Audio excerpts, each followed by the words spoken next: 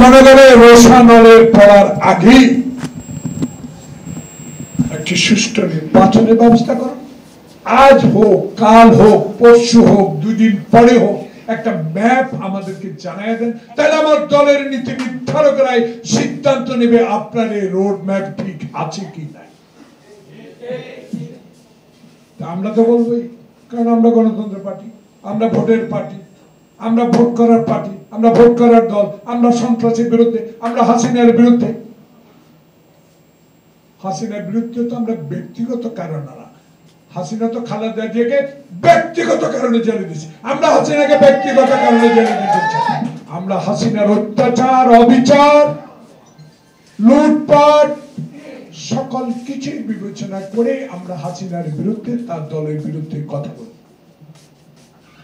আমরা তো চিৎকার দিয়ে বলি না শেখ মুজিবুর রহমানের মতো, কোথায় সিরাজ শিকদার, কোথায় মুস্তফা আমার কম্বল, কোথায় ব্যাংক ডাকাতির ইতিহাস। মেজর জলিলকে স্বাধীনতার পর প্রথম জেলে নিয়েছে কি শেখ মুজিব। যখন হিন্দুস্তানের বিরুদ্ধে কথা বলতো তখনই সেই জেলে। তাহলে প্রথম মুক্তিযোদ্ধাকে জেলে নিয়েছে আওয়ামী লীগ, শেখ মুজিব। রাতে ঘুমাতে পারি না, ডানে চোর, বামে চোর, সামনে চোর, পিছনে চোর। কে বলেছে? শেখ মুজিব।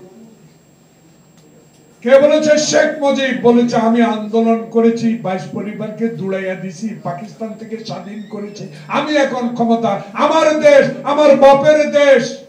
সেই দেশকে ফকির বানাবার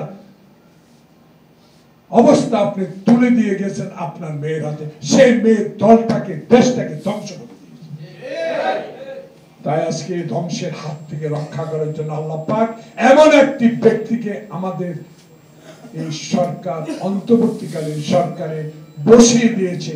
আপনার এখন পুরো দায়িত্ব একটা, গুনগুন করে কানের মধ্যে কারো কথা না শুনে আপনি যেরকম স্ট্রেট ফরওয়ার্ড এমন একটি নির্বাচনের ব্যবস্থা করে দেন।